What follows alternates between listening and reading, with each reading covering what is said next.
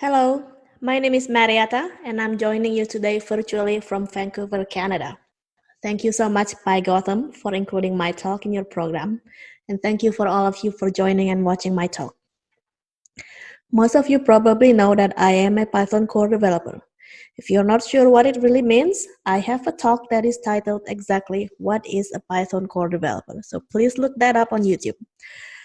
But the short summary is, it means if you have a pull request to the Python programming language, I can merge it for you. Basically, I have the commit privilege to CPython, so I'm one of the maintainers of one of the most popular programming language. And for my contributions to Python, I've received recognitions such as the PSF Community Service Award in 2018.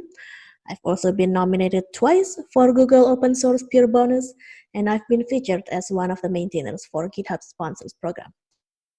The thing is, I'm new at this. I've really only started contributing to open source quite recently. My first ever contribution to open source was in 2016, and that was only 4 years ago.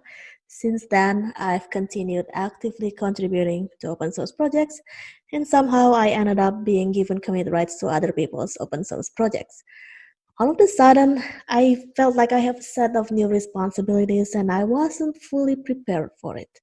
So in this talk, I wanted to share my journey, how I got here, what it's like being a brand new open source maintainer, and I'll share some of the mistakes that I've made and why I've continued in this path. What I hope by sharing my story, whether you're an aspiring open source contributor or an experienced maintainer, I hope you could do it all much better than me. How did this happen? A lot of people have been asking me, like, how to even get started contributing to open source. And people wanted to know if I have any tips or secrets to share with them. And I'm so glad to hear all of your enthusiasm for getting into open source. The thing is, for me, this really happened quite suddenly. One day I was just making my first commit in 2016. By the end of the year, I got commit rights to 2 projects, and shortly after that, I got the commit to the CPython. Since then, I've kept it up, and now I'm a member of various open source projects. But let's backtrack a little bit. The real question you have in mind is, what motivated me into starting to contribute to open source? If I've been using Python for a long time, why did all of a sudden I become inspired to start contributing? This began in 2015 when I attended PyCon in Montreal. It was my first ever PyCon, and I went to Guido van Rossum's keynote. In his keynote, he talked about how in Python core team there was no women at all. He had just attended Python Language Summit at PyCon that year. It was a room of 50 men, no women. And then he was offering to help mentor women into contributing to Python. When I heard this fact, I was shocked. It doesn't make sense. Like, it felt wrong. But back then, I didn't do anything about it. At the time, I was feeling curious. How could this happen? But back then, I didn't think it's my problem. It was Python's problem, not mine. I just didn't think there's anything I could do about it. A year later, I went back to PyCon, and honestly, I was kind of hoping to hear, as part of the keynote, who are the new women Python core developers. But instead, Guido admitted that there were still no women in the team, and he renewed his offer that he was willing to mentor even more women. And that's when it really hit me, that there is a problem, and it's not a technical problem. There is a barrier. There is a barrier that in the open source community, in Python community, that for some 20 years, all the core developers have all been men. There is a diversity problem. And if I had thought that it's not my problem before, this time I realized for myself that this is a problem that I care about and I wanted to do something about it. I didn't quite know back then what I could even do. Like, I could just complain. I could just point fingers and say, hey, Python, You have a diversity problem and you gotta fix it. But I just didn't think that was productive. So I thought maybe I could do a small part in this. I could give this a try and start contributing to Python and open source. So I wrote an email to Guido van Rossum and asked for mentorship. And I felt really lucky that he actually replied. I asked for advice. I told him I've never actively contributing to open source before. So here are some of his early advice to me. First, focus on modules that I found interesting. Then check out the repo and the contributing guide. If I have trouble following the guide or if the documentation was not clear, I should start by helping with improving the documentation. He also suggested to check out the bug tracker and look at open issues. But at that time, there were like 4,000 open issues or something. Additionally, he suggested to introduce myself to the mailing list, and he meant the core mentorship mailing list, not Python Dev.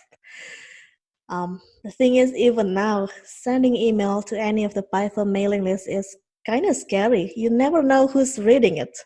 You never know how many people will be reading your email.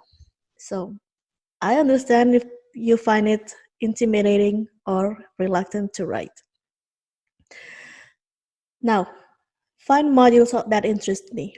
Honestly, initially, I didn't find the C Python projects too interesting. I followed the advice. I opened the bug tracker, but nothing there made sense to me. It just felt like I have nothing to contribute there. So I started thinking more broadly. If I couldn't contribute to Python, maybe I should try contributing to some other projects.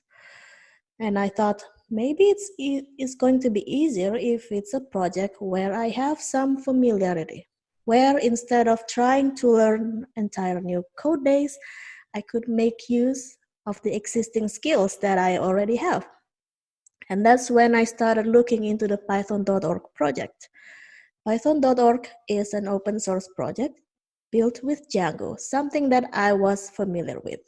So when I checked out the code base, unlike the CPython code base, instead of feeling intimidated, I feel like I can be valuable here. The code base makes sense. I felt like I really can contribute to this project. And whether I'm contributing to CPython or any projects, one of the first steps now is to check out the repository and then read the contributing guide. And if the project, if the contributing guide doesn't exist or is not complete or is not up to date, go ahead and help improve it. So now that I found a project that I could contribute to, and in my mind I was thinking about, all right, let's find an issue that I can work on. And I was looking through the issue tracker. But over time, what I've learned is that sometimes I have to wait. Sometimes the problem that I could help with hasn't been reported.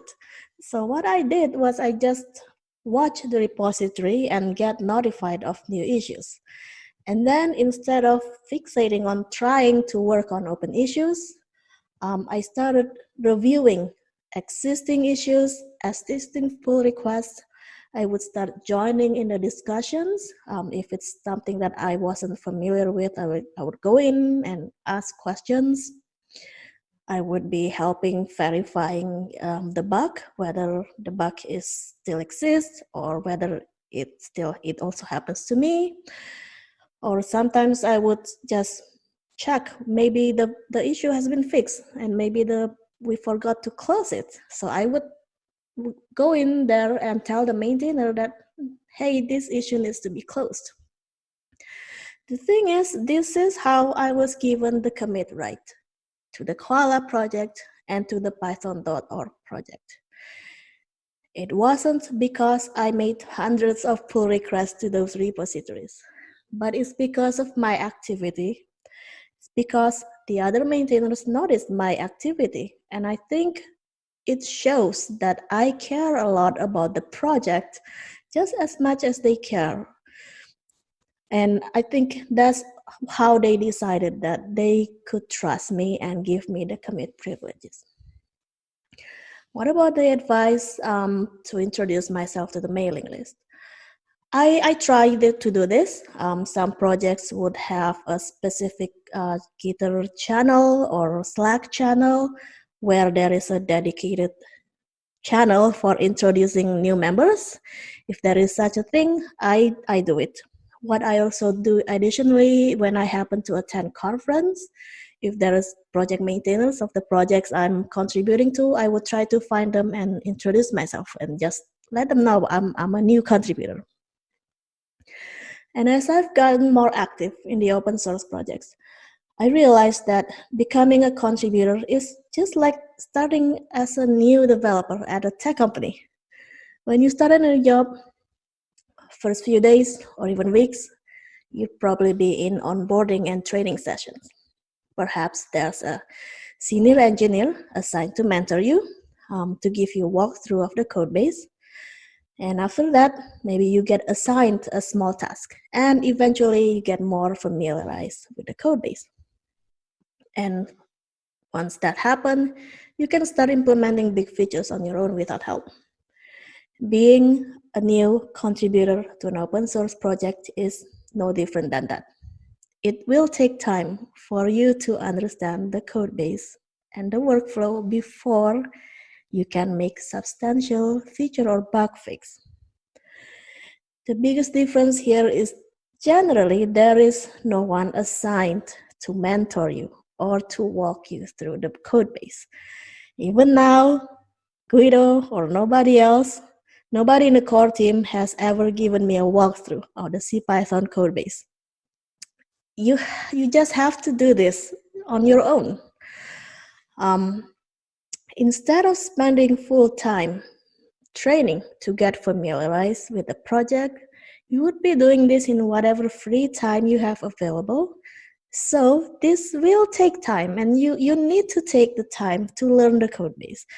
It will not be a day or two. CPython codebase is almost 30 years old, older than some of the legacy codebase in your startup. And contributing is more than simply find an issue and then make code changes. It's also about becoming a part of the team, joining the discussion forum and participate. I think you shouldn't just focus only on the open issues and the code base and ignore the rest of the community. You cannot do that. Now let me tell you what happened the first time I became a maintainer. All of a sudden, I found myself receiving lots of emails because all of a sudden I got automatically added to all the repos within the organization. Even now, I'm still trying to figure out how to properly manage my emails. Thanks to filters, my email is somewhat more manageable, but still, every few days, even now, I find myself going to Gmail, look at the number of unread emails, and then I'll close my eyes and say, okay, mark all as read. That's my secret. I'm sorry if I miss your email. Please send it again. Now, as a contributor, often my involvement ends after I made a pull request. What happens to the PR? I didn't have to be too invested. It's whenever the maintainer have time, whenever the maintainer decided whether they want to accept it or not. But now, as a maintainer, I have to make that decision whether I should merge it or not. Especially with a project like CPython with large user base, often we have to think about long-term maintenance burden of accepting the PR, and also about how this change will impact the rest of Python users. Just because one person wanted it and created a PR doesn't always mean that the rest of the Python users want it. In addition to those, project maintainers have to deal with code of conduct issues within their project, and they have to moderate their communication channels, which is not easy. The whole thing of handling code of conduct incidents is emotionally draining. I don't think that open source maintainers have to deal with this matter. They have enough responsibilities. I think the Code of Conduct Committee should be separate body than the maintainers.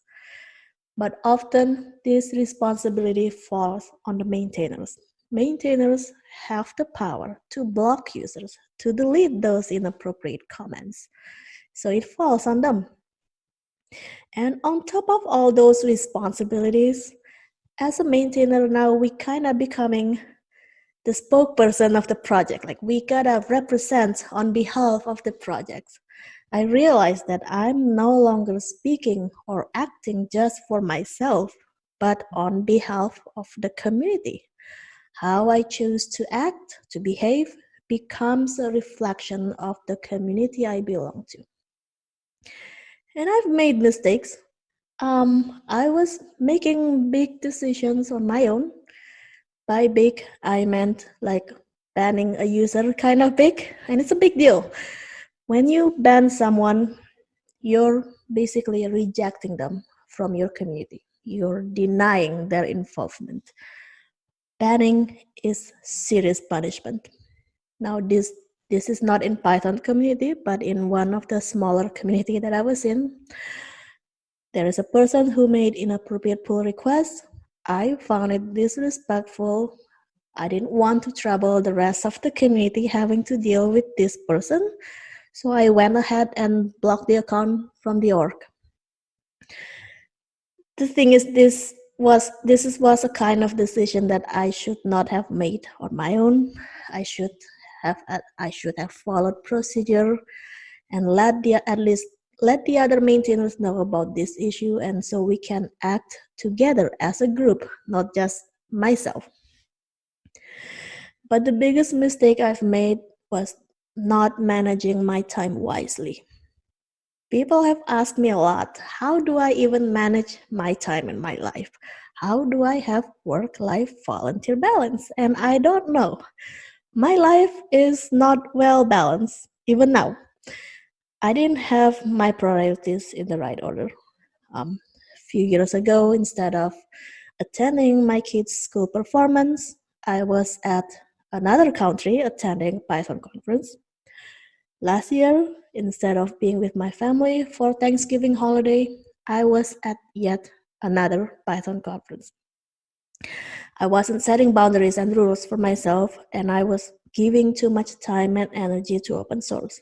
In the end, I burned out and went through mental health issues. But despite all of that, despite all the troubles that I've endured, I'm still here. I'm still actively contributing to open source, and I've continued saying yes to help maintaining open source projects, most recently for the Git GitHub library and the PyLadies project. Why do I do this? Believe it or not, if I contributed too actively to your project to the point of being given commit rights, it's because I really do care a lot. Working in open source is unique. It's a very different environment than working in for-profit company. I get exposed to unique challenges not normally faced at work. I get to learn about new libraries that people are building, and I get to play with it and use those learnings way faster than I can at work. For example, in my workplace, we were still using Python 2 this year, 2020. We upgraded quite recently, a few months ago, but in my open source projects, I've been using fstrings, which is a feature of Python 3.6. I've been using it for years in open source. I've really gained a lot from this community. Not only that I'm continuously learning, but I receive opportunities like awards and recognitions, and those are valuable to me. And I have a sense of responsibility to give back. I attended Peter Wang's keynote at PyCon in Germany last year, and he was talking about open source community and said, in open source, the more you give, the more you get back. And I just find it resonates with me a lot.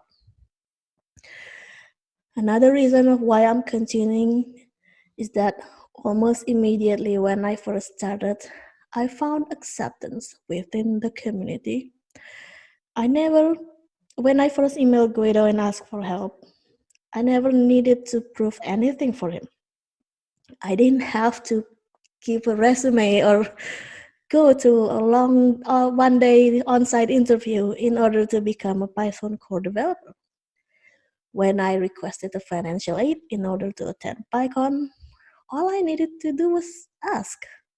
Somehow the community has accepted me, and for once in a long time, I found a sense of belonging, and that sense of belonging is important to me. So that's my story. Now that you've learned about my journey, how I got here, I do have a few more words of advice for all of you aspiring open source contributors and maintainers. First of all, when you were extended invitation to collaborate and to maintain an open source project, ask, what is their expectation of you? Establish boundaries if there's any. Ask if there's anything you needed to do differently now that you have the commit privilege. I found that open source projects that I've joined, they have really great contributing guide, which is a documentation aimed to help new contributors into contributing to the project. But they don't have maintenance guides. There is no new maintainer onboarding guide. Maybe the thinking is that if someone has contributed long enough to the project, perhaps they know everything about it already. So there is no need for maintenance guide. But maintaining a project is not the same as contributing. There are additional responsibilities and powers. So if the project doesn't have such a guide, you should start one, start documenting as you learn and get onboarded. Projects should have a succession plan in place. Perhaps there is an unwritten expectation that maintainers will be around for a long time. I've only been in open source for a few years, and in my short time, I've seen various maintainers come and go. Sometimes it's not even about maintainers who completely retired, but people just needed extended time off. Maybe they're starting a new family, starting a new job, have family emergency, they get burned out, so they're taking half a year off from everything. These things happen, and it could happen suddenly and anytime. There shouldn't be an aspect of the project that is owned by only one person. For example, simple example, if you have a package in PyPI, make sure you have a collaborator who can release a package for you when you're not able to.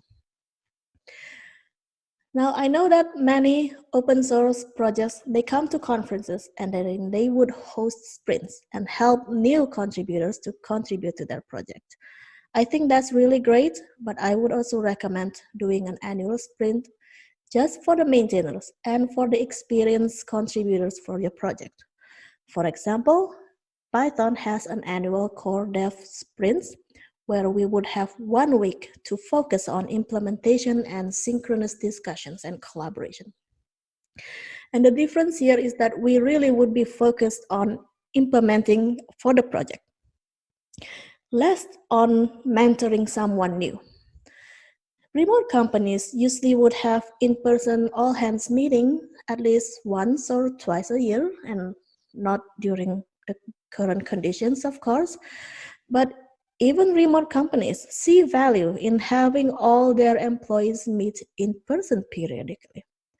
Your open source projects should be no different. Even if you all can't physically meet, you can organize a virtual sprint. Take a few days off from work and hack on your project. Now, most open source maintainers are in this for free. They don't get paid for this. Still, getting funding for your project doesn't hurt. Maybe you need money to pay for private GitHub repo. You need to pay for web hosting, need a new computer, or you need to travel to host a sprint at a conference, or need to take a week off from work so you can contribute to your project. Money makes all these things happen. And even if you don't need any of that, money is a great reward for your contributions to open source. Your work in open source provide value. Real nice to get paid for it. And there are various options out there to help fund your open source projects, like the GitHub Sponsors Program, there's Tidelift, Patreon, and there is also Mozilla Open Source Grant. So look into those. And above all, take care of yourself. Your project is important, but no more important than your own health and well-being. Remember what your priorities are. Take the time off when you need it, and don't feel guilty about it. If you have written the maintenance guide, if you have a succession plan in place, I'm sure you'd feel at ease leaving your project to your co-maintainers while you take the time off to recharge. Thank you so much for listening to my talk. Thank you again, Pi Gotham. And if you like to get in touch, you can find me on Twitter as Mariatta. And if you found value in my open source contributions, please consider sponsoring me on GitHub. Thank you so much.